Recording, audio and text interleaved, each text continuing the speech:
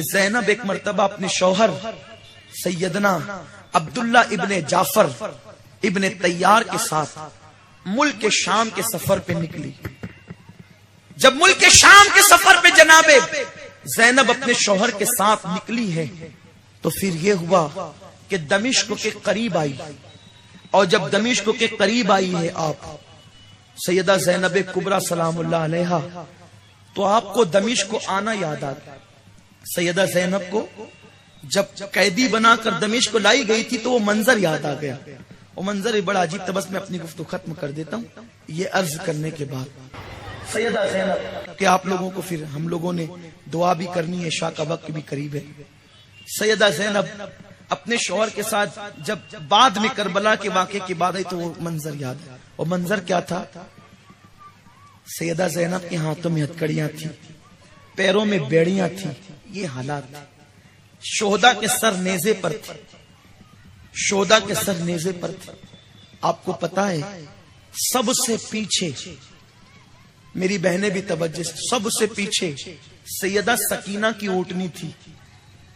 جب سکینہ اندھیرے کے ڈر سے رونے لگی تو سیدہ سکینہ کے پیٹھ پر کوڑے برسائے. ان ظالم یزیدیوں نے کہا اب تو دمشق کو آنے والا ہے, اب تو ہم نے یزید کے ان کو سونپ دینا ہے. جتنی حسین کی نفرت دل میں جل رہی ہے اس کا پورا پورا بدلہ نکالو. تو سیدہ سکینہ کو کوڑے مارے. جب کوڑے مارے تو سکینہ اونٹ سے نیچے گر گئی. سیدہ سکینہ اونٹ سے نیچے گری, ادھر اونٹ سے نیچے گری اور اندھیرے میں اونٹ چلتا رہا. ان ظالموں نے پرواہ نہیں کی سکینہ کے گرنے کی. جیسے ہی آگے چلتے رہے, آگے بڑھے تو کیا دیکھا؟ اچانک سر حسین نیزے سے زمین پر آ گیا. اب یزیدی اٹھا رہے ہیں وہ کٹا ہوا سر, لیکن سر اٹھنے کو تیار نہیں. پھر یہ ہوا کہ وہ لوگ امام زین العابدین کے پاس آئے, کہا تمہارے ابا کا سر زمین پہ آ گیا ہے, وہ اٹھتا نہیں اٹھانے سے. تو ان لوگوں نے جب شکایت کی تو آپ نے کہا میری پھوپھی سے میں پوچھتا ہوں, مجھے اجازت دو ان تک جانے کی. جب سیدہ زینب کے پاس امام زین العابدین آئے, زینب کی روحانیت دیکھی, زینب کی روحانیت دیکھی. سیدہ زینب کہتی ہے افراد گنو, افراد کی گنتی کرو. حسین کا سر مجھے کہتا ہے کہ قافلے سے کوئی ایک چھوٹ گیا ہے. جب افراد کو گنا گیا تو اس میں سیدہ سکینہ کم تھی, سکینہ موجود نہیں تھی. سیدہ زینب کے ہاتھوں کی رسیاں کھولی گئی, پیروں کی بیڑیاں کھولی گئی اور کہا کہ جاؤ تم ہی ڈھونڈ کر لاؤ. تو جب زینب ڈھونڈنے کے لیے گئی ہے تو کیا دیکھا؟ ایک عورت ہے جو پردے میں کسی لڑکی کو چھپا کر بیٹھی ہے, پردے کے عالم میں. جب زینب نے اس عورت کو سلام کیا, جواب ملا تو وہ آواز جانی پہچانی آواز تھی. سیدہ زینب نے پوچھا اے خاتون کیا تم نے میری بیٹی سکینہ کو دیکھا ہے؟ تو اس نے جیسے اس عورت نے چادر ہٹایا تو سیدہ سکینہ اس کی گود میں تھی اور وہ سکینہ کو تھپکیاں دے رہی تھی. سیدہ زینب نے کہا بی بی تم کون ہو؟ میری سکینہ پہ شفقت کرنے والی. جب اس عورت نے چہرے سے پردہ اٹھایا تو وہ کوئی اور عورت نہیں تھی, وہ زینب کی ماں سیدہ فاطمہ تھی. کہتی ہے بیٹی بیٹی میری سکینہ گر گئی تو میں اس کو سہارا دینے کے لیے آ گئی. اس کے بعد سکینہ کو لایا گیا, قافلہ آگے چلا. صبح ہونے والی تھی اور دمشق کو شہر کی شروعات ہونے والی تھی. تو کیا دیکھا؟ ایک بڑھیا ہے, اس کے ہاتھ میں کھانا اور پانی ہے. جیسے ہی قافلہ رکا وہ بڑھیا سیدہ زینب کے قریب آئی. زینب کے چہرے پہ بال ہے, بال سے چہرہ ڈھکا ہوا ہے. وہ بڑھیا آ کر کہتی ہے بی بی یہ پانی میرا قبول کر لو, یہ کھانا قبول کر لو. سیدہ زینب نے چہرے سے بال ہٹائے, اس بڑھیا سے کہا کیا بات ہے, کون ہو تم؟ اللہ اکبر. سیدہ زینب سے وہ بڑھیا کہتی بی بی میرا نام فضہ ہے, میں سیدہ فاطمہ کی کنیز ہوں. جب 11 ہجری 3 رمضان کی شب میں فاطمۃ الزہرا دنیا سے جانے لگی تو مجھے قریب بلا کے کہا فضہ میں دنیا سے جا رہی ہوں, اب تو میری خدمت نہیں کر سکتی. فضہ اگر تو میری خدمت کرنا چاہتی ہے تو اللہ تجھے ایک موقع دے گا, اگر تو وہ کر سکتی ہے تو تم گویا میری روح کو خوش کر لے گی۔ فضا نے کہا کہ میں نے پوچھا کیا بات ہے؟ تو فاطمہ الزہرا نے کہا تھا فضا، سن 60 ہجری کے بعد ایک قافلہ دمشق شہر کے قریب آئے گا، وہ دمشق کے اندر جانے والا ہوگا، اس میں بچوں کے ہاتھ بھی بندھے ہوں گے، عورتوں کے ہاتھ بھی بندھے ہوں گے، ان عورتوں کے سر پہ دوپٹے نہیں ہوں گے، شہداء کے سر نیزے پہ ہوں گے۔ فضا اگر تجھے موقع ملے اس قافلے کو پانی پلانا، کھانا کھلانا، ان کی خدمت کرنا، اگر تو نے ان کی خدمت کی تو گویا کہ میری خدمت کر لی۔ فضا نے پوچھا وہ کون لوگ ہوں گے؟ فاطمہ نے کہا یہ میں نہیں بتاتی، لیکن سن 60 کے بعد وہ قافلہ دمشق کے قریب آئے گا۔ فضا کہتی ہے جب فاطمہ کا وصال ہو گیا تو میں ان کے بغیر جی نہیں سکتی تھی، تو میں نے مدینہ منورہ چھوڑ دیا، میں مدینہ شریف چھوڑ چکی، 40 سال سے زیادہ کا عرصہ بیت گیا، دمشق میں رہتی ہوں۔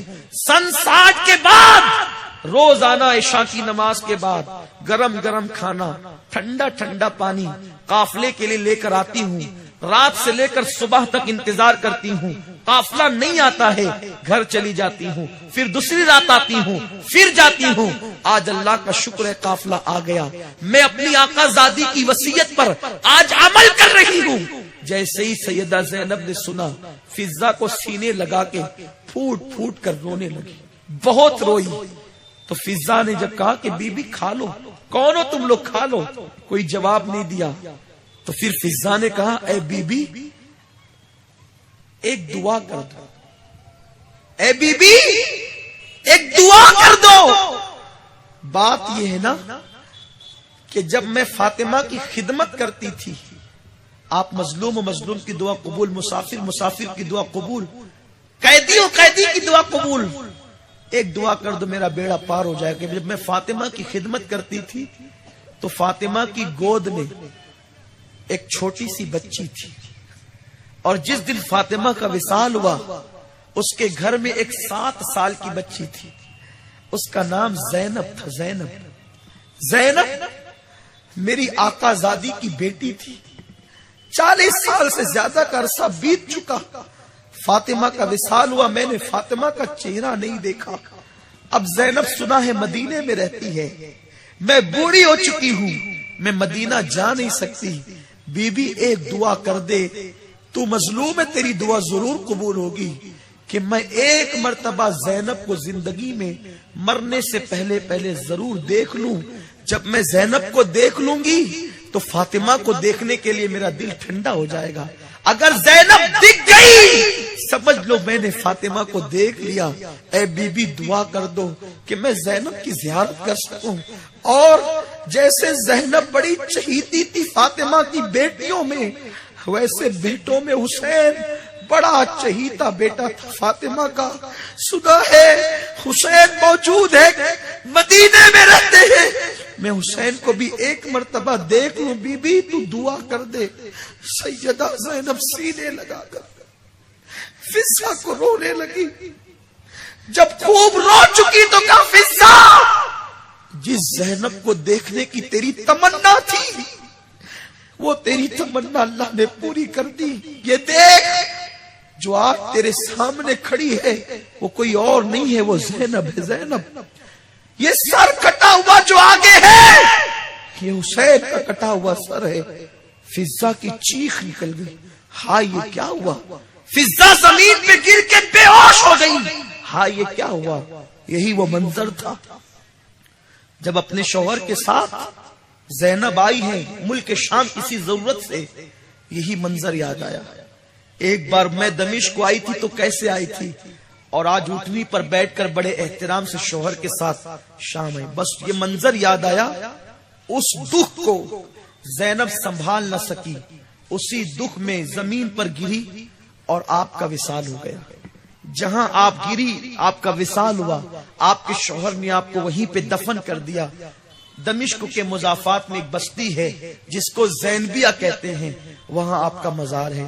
آج بھی ہزاروں لوگ ہر وقت آپ کے مزار پہ حاضر ہوتے ہیں، میں نے بھی حاضری دی، کئی بار حاضری دی اور آپ کے قدموں میں بہت بیٹھا ہوں۔ الحمدللہ یہ انہی کا صدقہ کہ میں نے ان کی زندگی کے کچھ گوشے آپ کی خدمت میں پیش کیے۔ کاش میری دادی سیدہ زینب اس کو قبول کر لے، میرے اور آپ کے لیے نجات کا ذریعہ ہو جائے۔ اور میں اپنی بہنوں سے کہتا ہوں یہ داستان زینب ہے، یہ میں نے بہت مختصر پیش کیا، جو رہ گیا وہ بہت ہے۔ اگر مجھے میرے پاس وقت ہو تو سیدہ زینب کی زندگی کے لیے بہت وقت چاہیے۔ ایک ایک گوشہ بڑا قیمتی ہے۔ زینب دربار یزید میں کیا کہا، یہ ایسا عنوان ہے جو زمانے کو ہلا دے۔ زینب نے پردے کا نظام کیسے قائم کیا؟ زینب وہ پہلی خاتون ہے، عرض کر دوں مبلغات کے لیے، آپ سب کے لیے، زینب وہ پہلی خاتون ہے جس نے عورتوں میں سب سے پہلے قرآن کی تفسیر کا درس شروع کیا ہے۔ زینب اس عورت کا نام۔ آپ نے واقعہ کربلا کے بعد جو ہے وہ مدینہ منورہ کی سرزمین پر عورتوں کے اندر تفسیر قرآن شروع کیا۔ اسی لیے مورخین نے لکھا نیزے پہ قرآن پڑھنے والے کا نام حسین ہے اور اس پڑھے ہوئے قرآن کی تفسیر کرنے والی عورت کا نام زینب ہے۔ زینب عورت یہ سب کچھ کر سکتی ہے۔ اے سنی دعوت اسلامی کے اجتماع میں آنے والی میری بہنوں، صرف پارکوں میں گھومنا، بے پردہ آوارگی کرنا یہ تمہارا کام نہیں ہے۔ وہ اور عورتیں جو بے پردگی کرتی ہے، وہ اور عورتیں جو آوارگی کرتی ہے، تم آوارگی نہ کرنا، اس لیے کہ تم جو ہے وہ سیدہ زینب کی کنیز ہو، تم سیدہ زینب کی کنیز ہو۔ تمہارے لیے زینب کی زندگی، تمہارے لیے زینب کا کردار ہے، تمہارے لیے زینب کی صبح و شام ہے۔ مصیبت میں صبر کرو، قرآن سے رشتے کو مضبوط کرو، سنتوں پر عمل کرو، کیسے ہی حالات آئیں سنتوں پہ عمل کرو۔ اللہ تعالیٰ مجھے آپ سب کو کہنے سننے سے زیادہ عمل کی توفیق دے۔ سیدہ زینب کے کردار پر قوم کی تمام بچیوں کو عمل کی توفیق عطا فرمائے۔ اگر کوئی غلطی ہو تو اللہ معاف فرمائے۔ بے ادب گستاخ فرقے کو سنا دے اے حسن، بے ادب گستاخ فرقے کو سنا دے اے حسن، یوں کہاں کرتے ہیں سنی داستان اہل بیت۔